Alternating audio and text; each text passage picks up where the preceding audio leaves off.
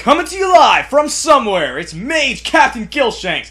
Hey guys, what's up? And we're starting a brand new Let's Play today. This is Jak and Daxter, the Precursor Legacy. And as you can see, we already have the main character, well, one of the main characters, scratching his ass. We haven't even gotten to the title screen yet, so what the fuck is up with that? This is a Naughty Dog game, and these guys would eventually go on to make the Uncharted game, so that's pretty cool. And, so yeah. Let's get this shit going. Okay, so, I have something to mention before we really get into this game here. There is an intro cutscene, and it is a rather long one, and I'm not going to talk over it because it doesn't even have subtitles, so, you know, forget that. This is not going to be like MGS, though, however, okay? It's not going to, you know, we're not going to be interrupted with cutscenes every 2 minutes that are like 10 minutes long. It's not going to be like that at all. This is just one long cutscene because it's the very beginning of the game, so that's it. The rest of them from here on out are going to be like maybe 15 to 30 seconds long, so, you know, not that big of a deal. I will include a skip cutscene feature, but if you skip the very first cutscene, you probably, and you haven't played this game, you probably won't have the slightest clue of what to actually do. But, without further ado, let's make a new file. Wow. Okay, so cutscene time, and then I'll see you guys at the real beginning.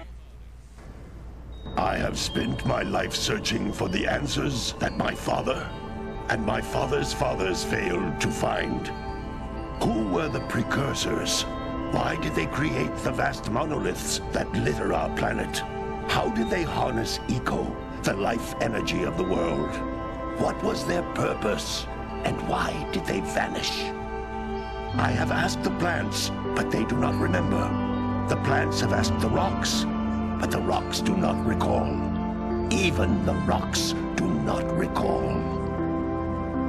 Every bone in my body tells me that the answers rest on the shoulders of a young boy. Oblivious to his destiny, uninterested in the search for truth, and rejecting of my guidance. And why would he want to listen to old Samus the Sage anyway? I'm only the master of Green Eco, one of the wisest men on the planet. So it seems the answer begins not with careful research or sensible thinking. Nay, as with many of fate's mysteries, it begins with but a small act of disobedience. Hey! Jak, old green stuff told us not to come here.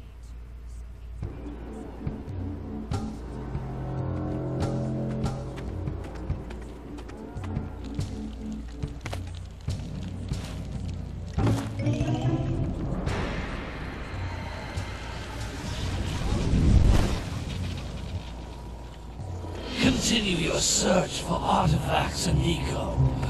If the locals possess precursor items, you know what to do.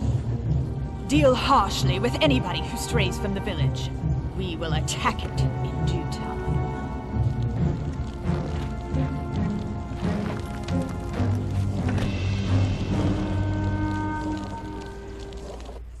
What are we doing here anyway, Jak? This place gives me the creeps.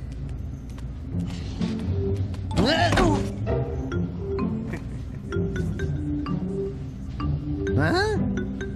Oh, stupid precursor junk. Eek! What is that dark ooze? It sure don't look friendly. The sage yaps on about the precursors that built this place all the time. Where did they go? Why did they build this crud? Now, I like precursor orbs and power cells as much as the next guy. But if you ask me, they must have been real losers. Wow! How did you do that? Jak, I think we're in trouble!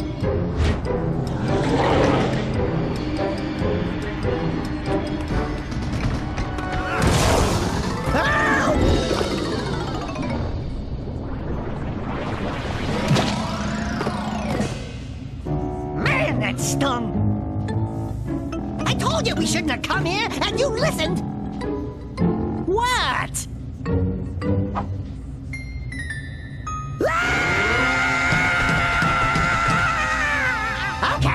Okay. I'm fine.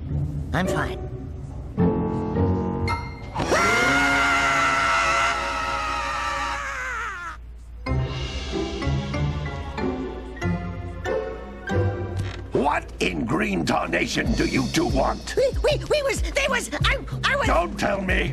Instead of heeding my wisdom, the two of you went mucking around in the only place that I told you not to go, Misty Island. That's right, and then... And, Daxter, you finally took a much-needed bath, but in a bathtub filled with dark eco. Look, old man, are you gonna keep yapping, or are you gonna help me out of this mess? I'm gonna keep yapping, because in my professional opinion, the change is an improvement. And besides, I couldn't help you if I wanted to. What? There's only one person who has studied Dark Eco long enough to have a chance at returning you to your previous form. Carl Acheron, the Sage. But he lives far to the north. Far, far to the north. Nobody has spoken to him in ages. I would teleport you there, but I can't do that either. None of the three sages that maintain the other teleporter gates have seen fit to turn their ends on for quite a while. The only other way north is by foot through the Fire Canyon, but its volcanic soil is hot enough to melt precursor metal. You can't just walk through it. But you could fly over it, if you had a zoomer equipped with a heat shield. I just happen to be working on such a thing at this very moment. All I would need is 20 power cells to give it enough energy to withstand the canyon's heat. Isn't that right, Daddy? Yes, Kira, that might work. But where are a boy and a half going to get 20 power cells? From the villagers. Most of them have a power cell or two stashed away somewhere. And even if they aren't willing to just give them away, greasing their palms with a few precursor orbs should do the trick. And I bet there are even more of them out in the wilds just waiting for some brave adventurer to find. Well, we've got the brave adventurer at least. Brave adventurer? You two couldn't find your way out of the village without training.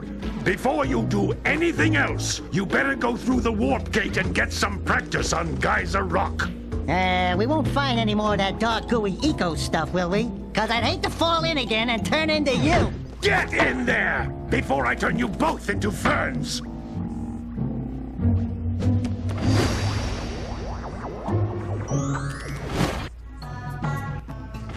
Okay, it's finally time to start this shit. Okay, so you walk around with the left analog stick, and you turn the camera around with the right analog stick. You can jump with the X button, and you can actually do 2 jumps. You know, once you're in midair, you can jump again. It's pretty much kind of like Smash Brothers in that way. You can do this forward strike thing with the square button. I don't really know what the name of that attack is, so I just call it the forward strike. And you can do the spin attack with the circle button. Now, much like in Mario Galaxy, the spin attack could actually be pretty useful for allowing you to stay in air for a little longer if you needed to make it to a certain platform. I'm going to break these boxes, and you'll notice that there are these little green balls of energy. They're called green eco clusters, and basically what happens is, if you collect 50 of them, you can increase your life unit. So if you get hit, you collect 50 of those fuckers, and you can restore that little bit. Now that's what makes this a lot harder than Mario Galaxy, though, because you have to collect 50 of them for it to actually matter. And I usually die long before I actually do collect 50 of them. Okay, so from there, what else? What other mechanics do we have? If you want to bring up the HUD, either L2 or R2. Either one of those two will work. Now in the upper left-hand corner, we have our health, which is full right now, but there's an invisible 4th unit you can get by collecting 50. We have 4 of the green eco clusters right now. Top middle, we have power cells, which I'll go over in about a minute. Top right, precursor orbs, which are right there, which I'll also go over right after this. Bottom left, we have scout flies, which, again, in this tutorial level, we'll be explaining all of that. And bottom right, yeah, once again later. Okay, so that was ultimately pointless.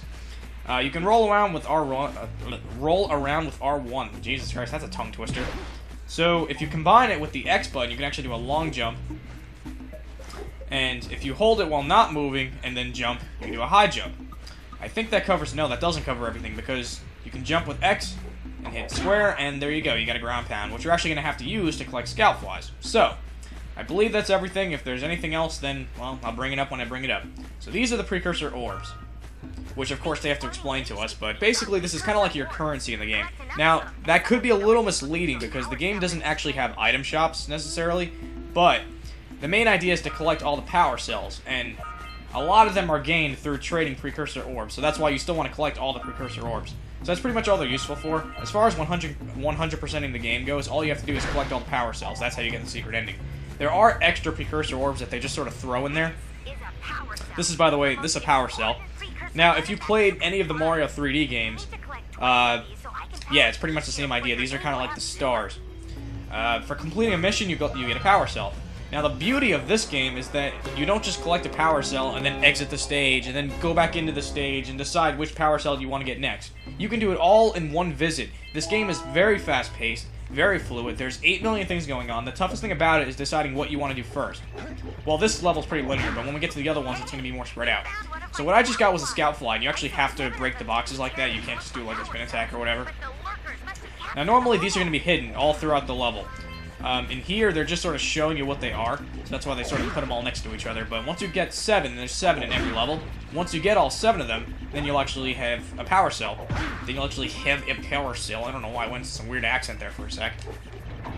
That's number 7, I think? Yeah. So we already have 2 power cells, not even 11 minutes in. Well, we're just about 11 minutes in, really. Okay. It's all fine and good. So let's go over here. BAM! So you're at 24 now. Believe me, you're not going to be getting those green eco clusters that quickly. Now over here, we have blue eco. If you channel this, you can run really fast and you can activate some of the precursor artifacts. Now, if you watch the cutscene, you'll know that the precursors are this ancient civilization that we don't really know anything about because they're long extinct. And all that's really left behind are their really advanced technologies. Now, before you go over there, you actually want to come down here because we have some hidden precursor orbs. And, you know, you want to make sure you get all 50 because... And towards the end of the game, and some of the other levels, they're kind of a pain in the ass, so you kind of want to get out of those levels without having to worry about collecting precursor orbs. And seeing as how there are 600 extra ones, it's really a good thing to just collect as many as you can now, while it's still pretty easy. So let's get our blue eco going on. Oh, I'm feeling really nasally right now. That was a... Okay, what we just got was a big green eco cluster. What the fuck was that? That was a weird-ass glitch. Just one of those will actually restore a life unit, but needless to say, they're a lot more rare than the smaller ones. Yeah, I have the right number of precursor. It's kind of sad that I know you're supposed to have 27 at this point. Now, I say they're rare, and of course they give us 2 of them in a row, but believe me, that's not always going to be the case. And over here we have a door, ladies and gentlemen. They actually have to interrupt us with a tutorial explaining that this is a precursor door. It actually is significant, though, because you can't even open these unless you're channeling blue eco. Now, where is the blue eco cluster, you might add? Well, we have better than a... Whoa, don't fall. We have better than a cluster. We actually have an entire blue eco fountain over here. If you step into one of these bad boys, you'll have the maximum capacity of blue eco that you can hold, you know, at any given time.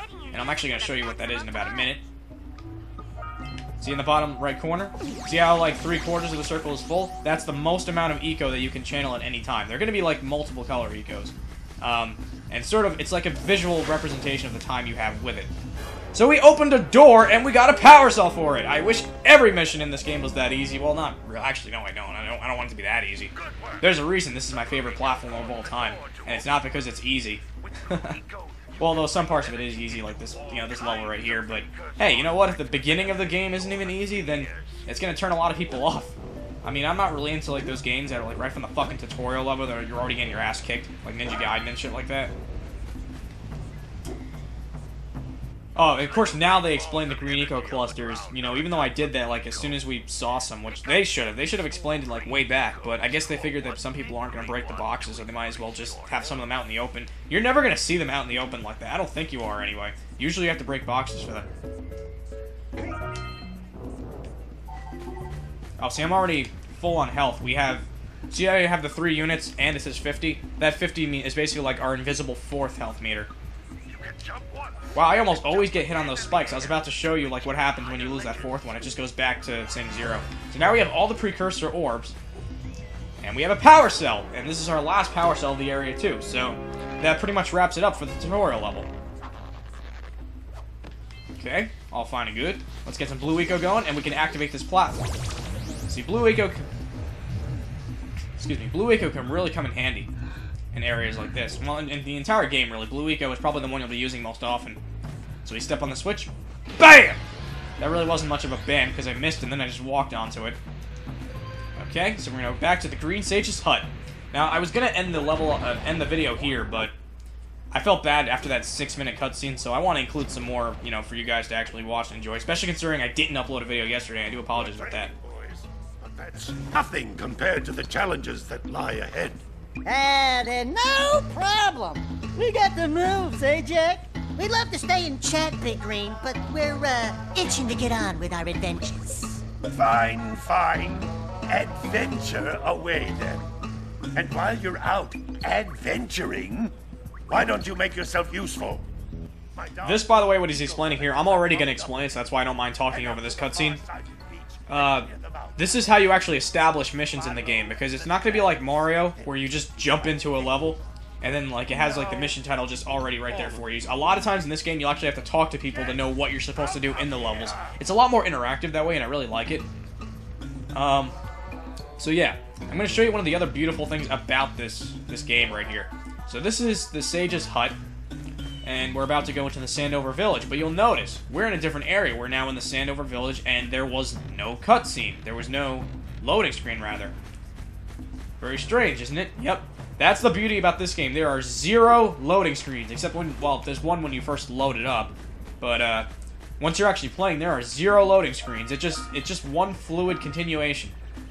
And I love that. I'm not really sure how they did it, but, you know, it's pretty fucking impressive programming, I must say. Graphics rendering, whatever you want to call it. So, I don't want to spend the rest of this just talking to people, because we are going to have to do a lot of that, but I'll save that for the next part. In the meantime, I'm just going to see if I can get the Scout Flies and the Precursor Orbs in this area. Okay, so, I don't want this video to be too long either, though. Alrighty then, so let's go and make our way through the Sandover Village so I can give you a little tour of the area. We got some pretty cool looking houses. I have to say, this is an awesome looking village. Like, I wouldn't even mind living in a place like this. This is pretty fucking cool, you have to admit. Now, these are some of the most colorful characters that you're ever going to see in a video game, and I really love it. They really go all out to, like, you know, throw the stereotypes at them. Like, this is the Greedy Mario, for example.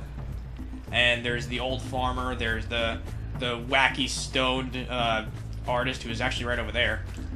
But I'm going to save that all for the next video, because the whole reason I wanted to make this longer was because there was already like a 6-minute cutscene, so I don't want to waste time just talking to even more people.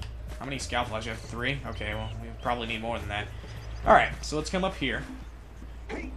Now this is another Precursor artifact, so if you actually channel yourself with Blue Eco, which is always going to be nearby, it makes a bunch of Precursor Orbs show up. And you know what, for all intents and purposes, I'm just going to call them POs from now on, because I'm already getting tired of saying Precursor Orbs all the fucking time. Alright, so now we're going to come down here, and this actually takes you to the Forbidden Jungle. The Forbidden Jungle is technically, as far as the standard order goes, it's really the second major level. We haven't even done the first one yet, but I'm actually going to do this one first. The reason why I'm coming here right now, though, is because of the Precursor Orbs. These actually still count as Sandover Village Precursor Orbs, even though we're already into the jungle territory. I always found that kind of odd, but it is true, so there you go. Now we're going to come back down here. I'm sorry, my nose is so blocked up right now, so if that's, like, affecting the commentary, I apologize for that.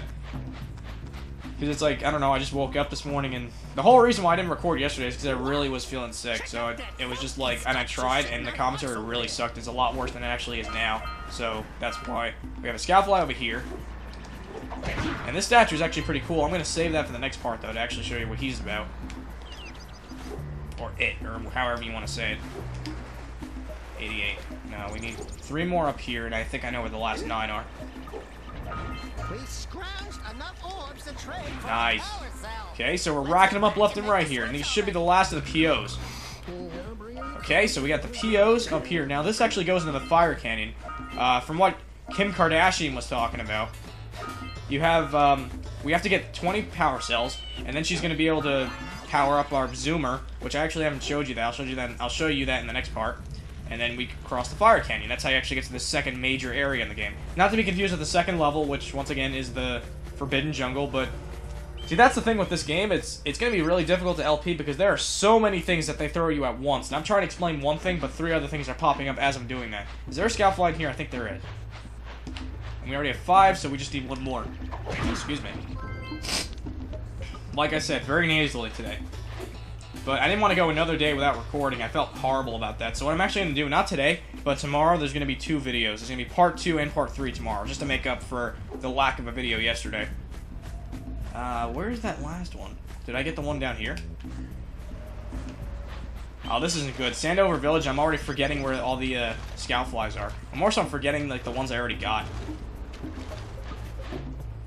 Okay, so let's come back up here, and that's one of the cool things about this game, is that there's a lot of stuff to do, even in the hub world. So now we just have to go around and... Oh, fucking screens everyone off. And I can't use my splitters, because for whatever reason they're reacting very strangely with the PS3. I think there's the last one in there. If I... Yep, there you go. Bam, and power cell. Okay, so... Thank you guys for watching. If you like this video, please subscribe. That would help me out a lot. And I will see you in part 2 of Let's Play Jak and Daxter, the Precursor Legacy. See you guys next time!